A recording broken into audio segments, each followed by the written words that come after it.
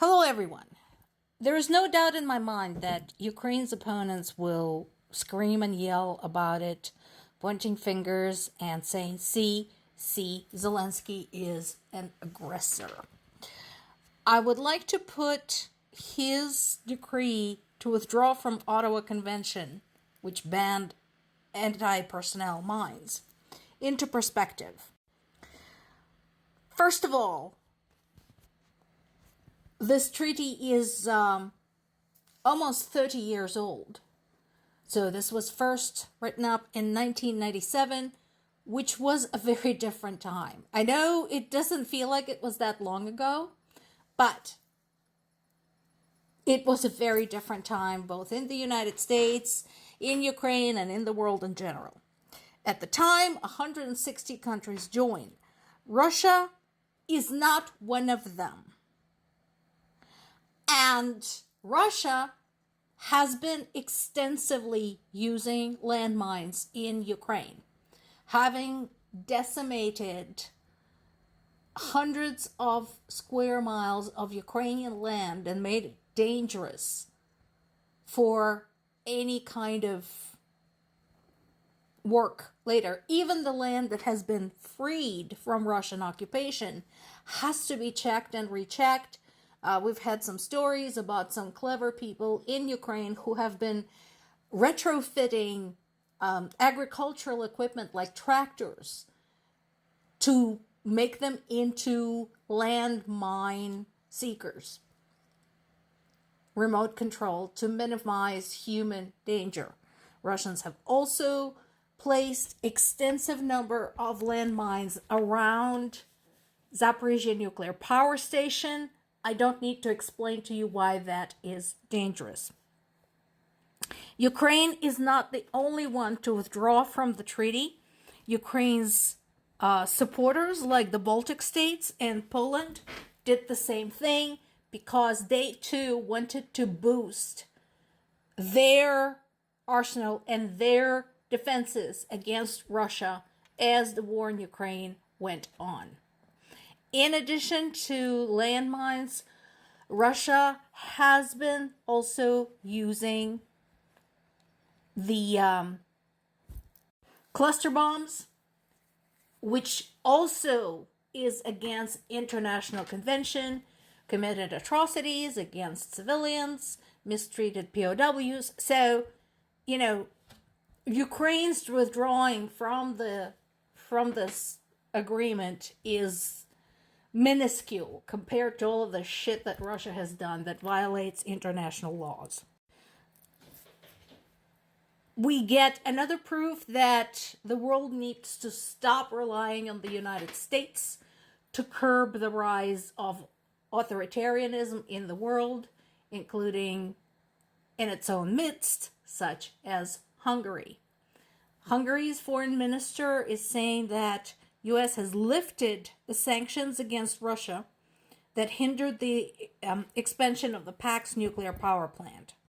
Why is this important? Remember, the whole point of the sanctions was to curb Russia's ability to expand economically, to basically make money. Don't sell it anything, don't buy anything from it, starve it, economically speaking. So, the removal of this particular set of sanctions basically provides Russia with another source of cash.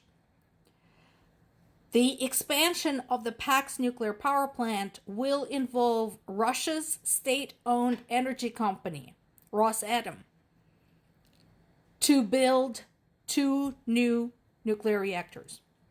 So, and of course, they will also control what goes through there, the use, the utilization, all of that. Trump's argument is that, one might achieve more with the carrot rather than the stick. Good luck with that. The last time we did this was when we tried lifting sanctions against Iran. And what did Iran do?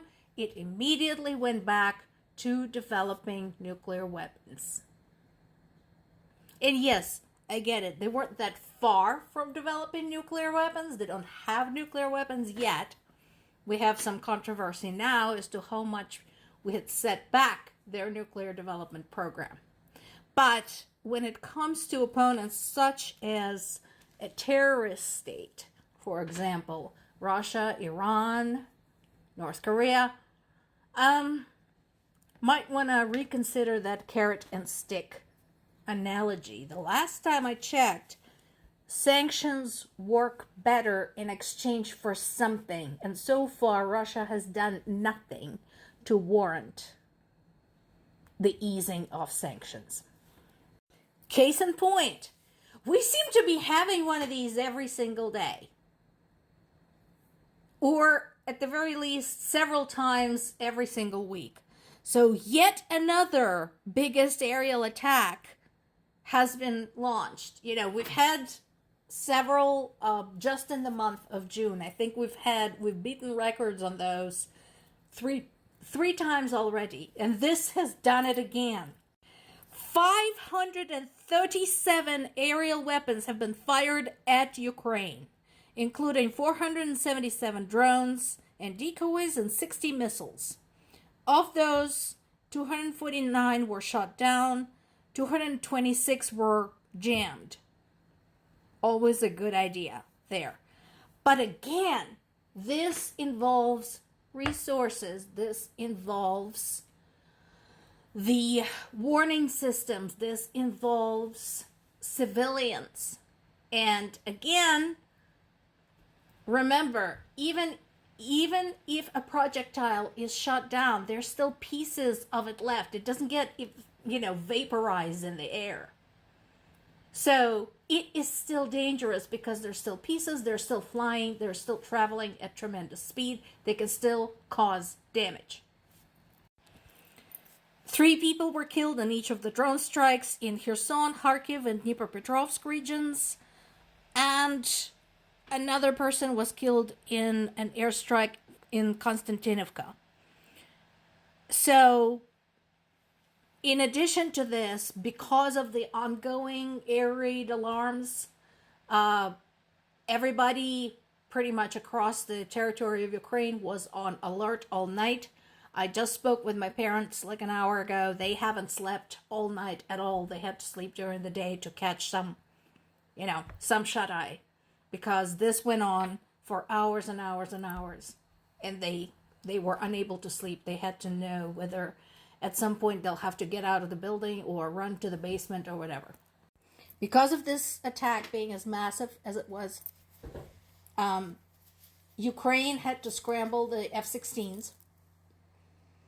And as did Poland, because this was really close to home for them. Unfortunately, one of the airplanes malfunctioned and crashed, and we have lost the pilot there, tragically. The pilot didn't do anything wrong. The training continues to hold. By the way, thank you, our partners in the UK and France and Poland who helped bring this about. He went out like a hero. He went out fighting this horrific attack. But of course, that is a very small comfort to this man's family, friends, loved ones, everyone. So, this took place just last night. I asked my dad, I said, listen, here's what I don't understand. On one hand, Russia is having to pull from the mothballs the T-32 tanks that are like ancient. On the other hand, where are they getting all these missiles? Where are they getting all these drones? And he reminded me that drones are very, very cheap to make.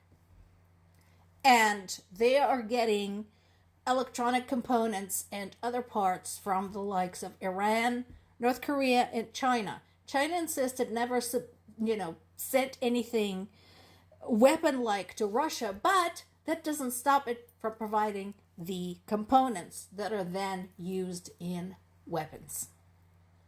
That's where it's all coming from. More to come.